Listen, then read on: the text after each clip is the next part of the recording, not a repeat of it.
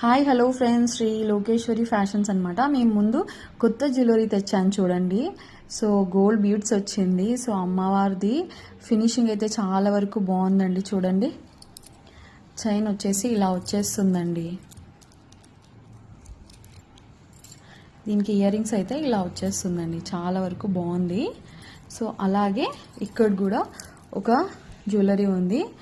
So ఇది వచ్చేసి white beads and green beads వచ్చేస్తుంది. ఇది కూడా ఫినిషింగ్ అయితే చాలా వరకు బాగుంది. చూడండి, ఇక్కడ అడ్జస్ట్మెంట్ రింగ్స్ అనేది ఉందండి.